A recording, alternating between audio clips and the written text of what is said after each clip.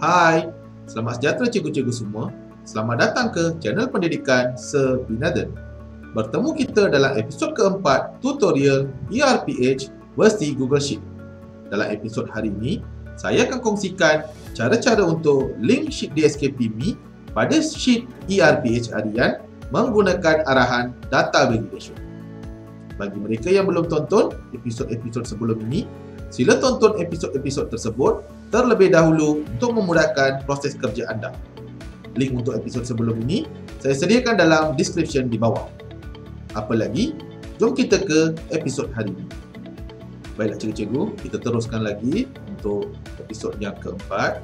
Okey, pada kali ini kita akan cuba linkkan ke semua subjek yang kita telah susun dalam sheet DSKP-Me pada sheet harian kita. Baiklah, pertama sekali kita akan padam hari-hari lain kecuali hari Isnin. Okey, sebab kita akan buat tapak baru kita yang sendiri, di mana tapak sedia ada, semuanya link pada sheet DSKP yang besar. Jadi kita right click pada hari Selasa, kita tekan delete, okey. Kita tekan right click pada Rabu, delete, okey. Right click pada Khamis, delete, okey. Jumaat, right click, delete, okey. Jadi hanya tinggal sheet bernama Isnin.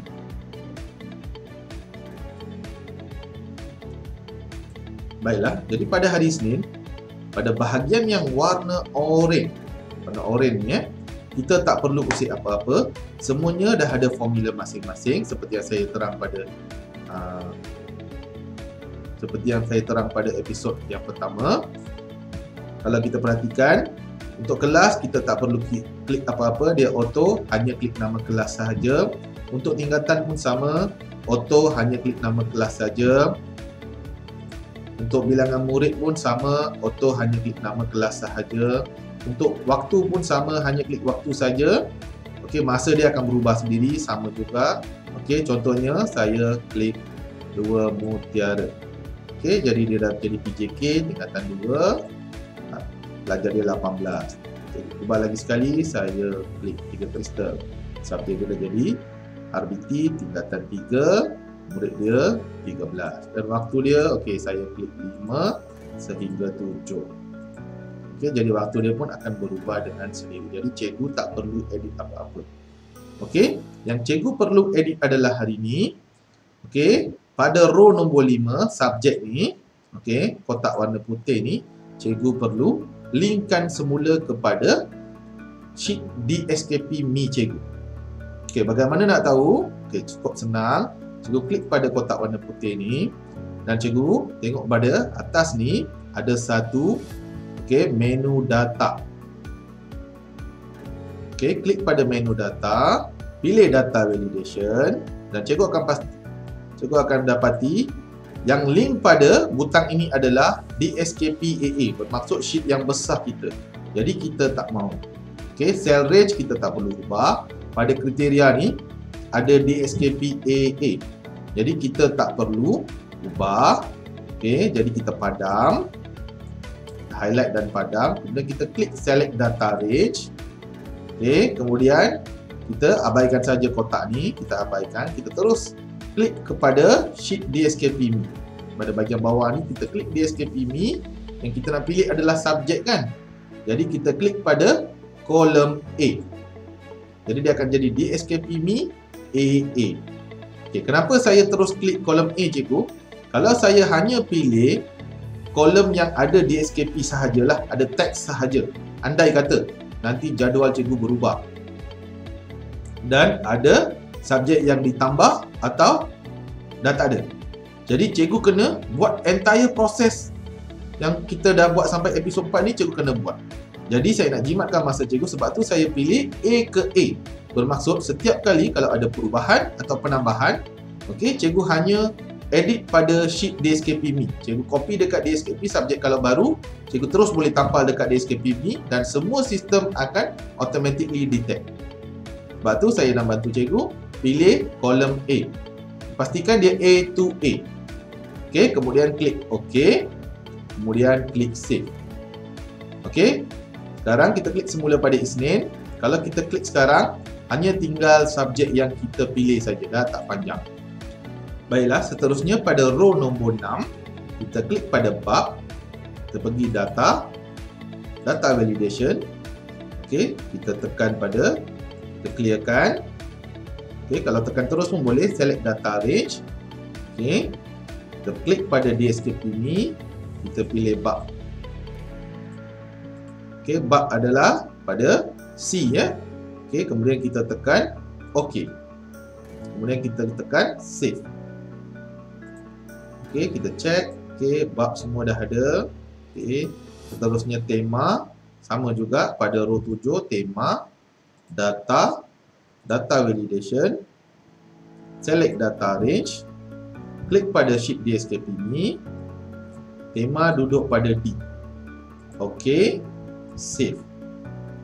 Ini Senin, tajuk, data validation, select data range, DSKP ni, tajuk duduk pada E. Okey, save. Senin, standard kandungan, menu data validation, select data range, klik DSKP ni, standard kandungan pada F ya. Okey, DSKP ni FF. Okey, save. Okey, kemudian Senin, standard pembelajaran. Okey, kita klik yang pertama, kita klik data validation, select data range, DSKP ni, standard pembelajaran. Okey, save. Baik cikgu, di sini saya memberikan option untuk 2 standard pembelajaran ya. Sebab apa cikgu? Kadang-kadang kita mengajar lebih daripada 1 standard pembelajaran. Mungkin standard pembelajaran pada hari tersebut adalah yang mudah, jadi kita pilih 2 lah. Okey, so cara dia cukup mudah. Kita dah buat pun tadi. Okey, dia keluar invalid sebab mungkin yang tadi tak sama. Jadi cikgu pilihlah apa saja yang cikgu punya. Kalau dia keluar error, cikgu jangan takut, jangan risau. Sebab mungkin menu sebelum ni dia detect pada DSKP kan. Jadi dia jadi error. Okey, bila cikgu klik semula, pilih ikut apa yang cikgu dah setting pada DSKP ni, tak ada masalah. Dia akan keluar, hilang semula error dia. Kemudian kalau cikgu perhatikan, ada satu kotak warna biru. Yang kecil ni yang kecil ni, okey, cikgu klik kat sini. Kemudian cikgu tarik, lepaskan. Okey, jadi dia akan ikut daripada atas. Macam mana kita tahu dia dah ikut daripada atas? Kita klik sini, kita klik pada menu data validation, kita dah tahu dah DSKP me GG. So kita dah tahu dah dia dah ikut. Kalau tidak, cikgu masih juga boleh guna cara macam tadi. Okey, saya cancelkan dulu. Cikgu klik sini. Okey, cikgu klik data validation, select data range, DSKP me. Di sini, cikgu kalau nak klik G, dia sudah highlight. Jadi, dia takkan berubah. Jadi, apa yang cikgu perlu buat, cikgu kliklah dekat mana-mana dulu, baru klik semula pada G. Dia akan tukar kepada DSKP me GG. Kemudian tekan OK, save. OK, pun boleh. Juga, untuk bahagian bawah sekali ya cikgu, bawah sekali, OK, ada tahap penguasaan. Jadi kita klik tahap penguasaan, data validation, okay, select data range, klik pada DSKP me, tahap penguasaan adalah pada H, okay, kemudian tekan OK, save. Okay, kemudian kita buat macam cara shortcut tadi, kita tarik saja, kopikan terus. Baiklah, sampai sini semuanya OK. Baik cikgu, tahap penguasaan mungkin cikgu punya kosong. Tidak ada apa-apa tahap penguasaan. Sebab apa cikgu? Dalam tapak DSKP yang saya bekalkan, saya tidak sempat untuk mengisi tahap penguasaan. Jadi saya minta maaf, saya bekerja sama cikgu masing-masing. Harap cikgu sendiri dapat isikan tahap penguasaan untuk setiap subjek mengikut subjek masing-masing, merujuk kepada DSKP yang terkini. Saya harap cikgu-cikgu jelas di sini, ya. Baiklah cikgu-cikgu, kalau cikgu-cikgu perhatikan, okey, yang tadi kita buat adalah pada blok, okey, pada blok bernama kelas 1. saya sediakan sebanyak 6 kelas cikgu. Paling last adalah 6 kelas dalam satu hari. Saya percaya tidak ada seorang pun yang melebihi 6 kelas dalam masa satu hari. Jadi saya sediakan sebanyak 6 kelas. Tapi kalau cikgu perhatikan pada kelas nombor 6 contohnya ya, kalau saya klik subjek, subjeknya masih lagi yang panjang. Jadi cikgu jangan risau. Bukannya cikgu kena data validate setiap satu. Saya ajar cikgu cara cukup senang. Pada kelas nombor 1, daripada row nombor 3 subjek warna oranye, cikgu highlight lah semua kotak dalam kelas nombor 1. Okey, kemudian cikgu copy, cikgu pergi kepada kelas nombor 2, row nombor 55, klik pada subjek, right click, paste. Okey, semua formula tadi dia akan automatik berubah sendiri dan cikgu right 2 kali klik pada kelas ni, cikgu jadikan rename dia to work. Okey, kalau cikgu tak percaya, cikgu tengok sekarang tinggal hanya subjek yang kita pilih sahaja. Juga sama untuk subjek kelas ketiga, right click, paste, kemudian rename semula kelas tersebut jadi 3. Kemudian kelas nombor 4, paste, rename semula 4.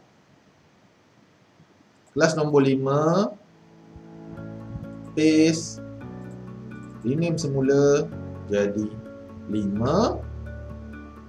Kelas nombor 6, paste, kita rename semula jadi 6.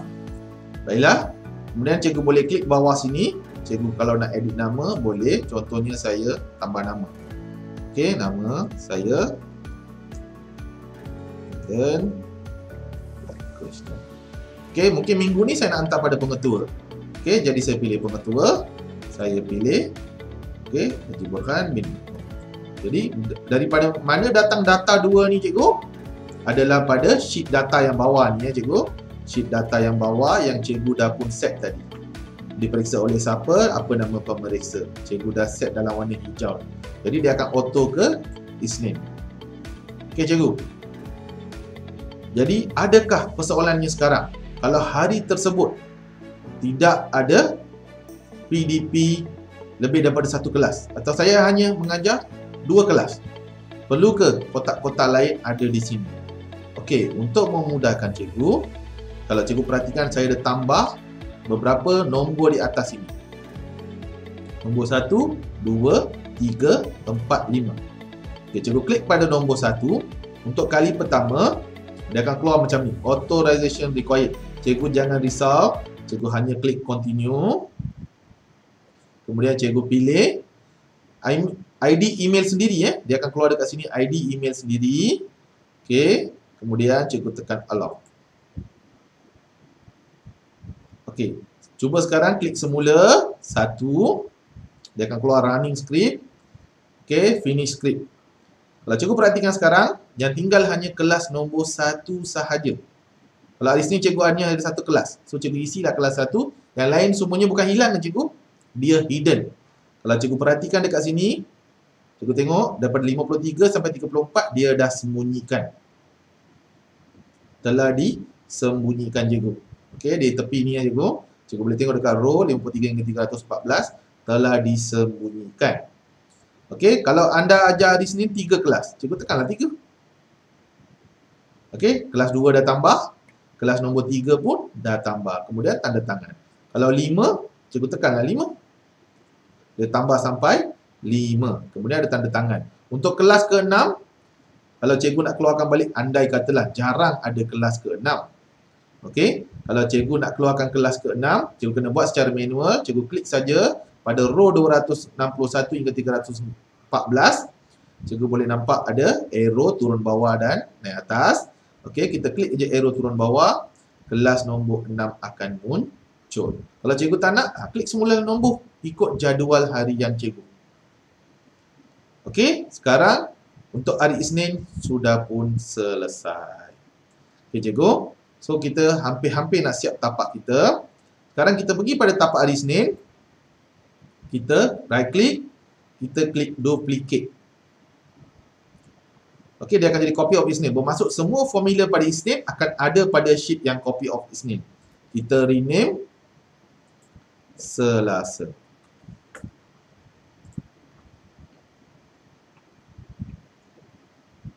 Okey, cikgu, kita dah rename hari Selasa. Okey, cikgu, pada bahagian bawah ni, kalau pada hari tersebut, takkan setiap hari nak tanda tangan kan? Biasanya pada hari Isnin saja. Jadi apa yang cikgu perlu buat, cikgu jangan padam, cikgu highlight dan cikgu hide. Cikgu hide saja. Kenapa saya suruh hide cikgu? Sebab ada hari-hari di mana sekolah bermula pada lepas cuti kan? Bermula pada Selasa, Rabu, Khamis dan Jumaat. Jadi pada masa tersebut, kita bolehlah kita keluarkan balik apa yang kita, baiklah kita dah hide. Jadi macam mana kita nak keluarkan balik? Kita right click semula, kita unhide terus. Okey, dia akan keluar semula. Jadi cikgu jangan risau, jangan panik, dia akan keluar. Jadi kita hanya perlu hide sahaja daripada 315 hingga 319. Okey, jadi kita tekan 3. Okey, andai kata hari Selasa saya ajar 3 kelas. Jadi dia keluar 3. Kemudian saya duplicate Selasa. Saya rename Rabu. Okey, dan Rabu saya ajar 4 kelas. So saya kliklah 4. Jadi tinggal 4 kelas. Okey. Kemudian saya duplicate lagi. Saya rename Khamis. Saya duplicate lagi sekali. Saya rename Jumaat. Okey, cikgu-cikgu, susunan sheet harian ni bergantung kepada sekolah cikgu. Setiap sekolah mungkin ada cara penyusunan dia berbeza. Okey. Dan ada juga mereka yang start Ahad, jadi bolehlah rename hari Ahad, tak ada masalah. Macam sekolah saya, Isninnya duduk sebelah Jumaat. Kenapa cikgu? Kalau kita ikut cara penulisan manual kita, biasanya kita akan mula daripada hari Selasa dan kita bila hantar pada hari Jumaat, dalam tu akan ada Isnin minggu seterusnya. Jadi itu sangat penting cikgu. Jadi kami susun cara yang sama, Selasa sehingga Isnin minggu hadapan duduk dalam satu sheet. Jadi sekarang saya ingin tukar tarikh hari Selasa. Hari Selasa adalah 26 hari bulan 1. Jadi saya tukarkan, saya klik tarikh. Saya tukarkan 26 hari bulan 1. Dan dia secara automatik akan jadi hari Selasa. Pada Rabu, saya tukarkan. Kalau cikgu tak nak tukar, cikgu boleh type juga 2 kali klik, cikgu boleh type 27. Cikgu tekan enter. Okey. Sorry, dia jadi 27.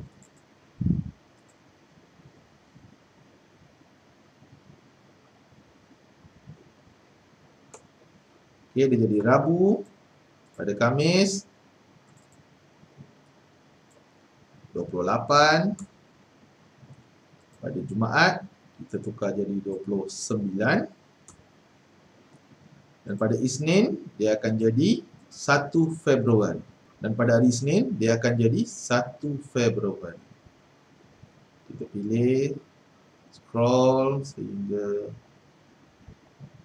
1 Februari dia dah jadi minggu 3 hari Isnin. Jadi dalam satu sheet yang duduk adalah Selasa, Rabu, Khamis, Jumaat pada minggu terkini dan Isnin pada minggu hadapan. Ini adalah susunan ikut sekolah saya cikgu.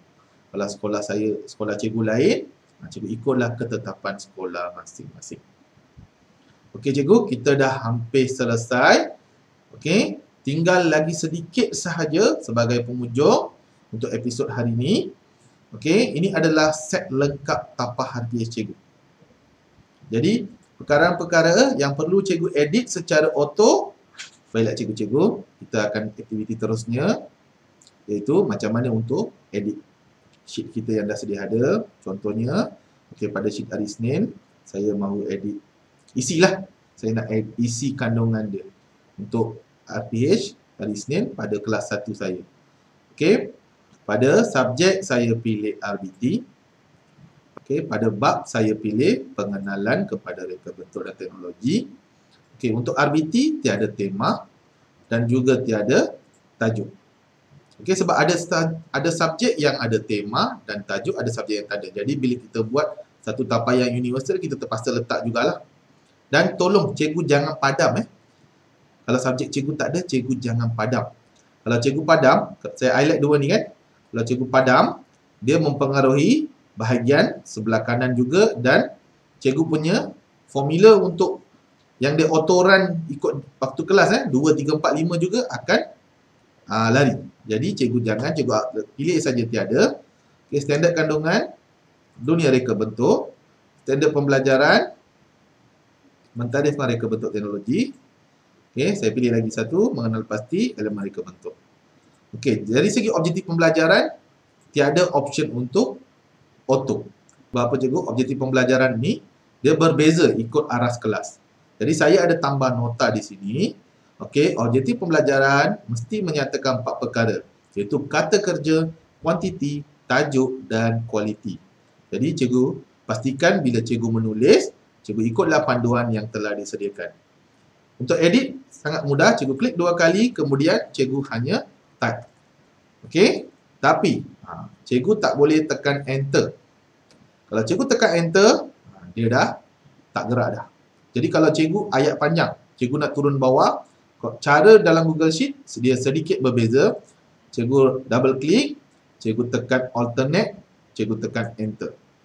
Baru dia akan turun ke bawah. Kemudian cikgu boleh tambah bawah, cikgu alternate enter, cikgu boleh type lagi bawah. So itu adalah cara menaip dalam Google Sheet. So begitu juga untuk kriteria kejayaan pun saya dah letak panduan. Mod pembelajaran sudah ada, cikgu hanya klik, cikgu boleh pilih 2. Kalau tak ada tak perlu, kalau langsung tak ada, langsung tak perlu klik. Kalau ada, okey, pembelajaran kolaboratif, kemudian cikgu klik. Untuk kaedah PDP, cikgu boleh pilih.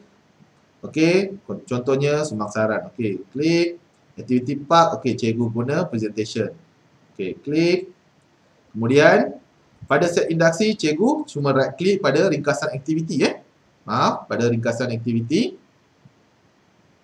Kemudian pada ringkasan aktiviti, cikgu right klik. Okey, cikgu boleh edit lah. Semua ni cikgu boleh edit. Juga pada bahan bantu, cikgu boleh klik dan pilih projector LCD, kemudian tik. Berapa banyak yang cikgu gunalah. Kalau satu, cikgu tik satu saja. Okey. Berapa orang murid dapat? Okey, andai kata murid dalam kelas ni 13. Okey. Jadi, kita klik sini. Kita isi. 13 murid dapat menguasai standard pembelajaran. Okey, kalau mereka memiliki ujian ke, kita pilih. Kalau tak, dia kekalkan ujian standard. Menguasai standard pembelajaran. Okey, sekiranya ada murid yang tidak menguasai PDP, cikgu pilih. Kemudian cikgu nyatakanlah apa aktiviti yang telah diberikan. Permasalahan murid, okey, kalau ada, cikgu klik. Buat masa ni saya tambah 2 je cikgu. Tiada masalah dan disiplin murid. Andai kata cikgu ada lagi nak tambah, dekat mana cikgu perlu tambah cikgu? Cikgu pergi kepada sheet data. Cikgu turun bawah, nampak permasalahan penguasaan. Saya baru tambah 2. So cikgu boleh tambah sehingga ujung hijau ni.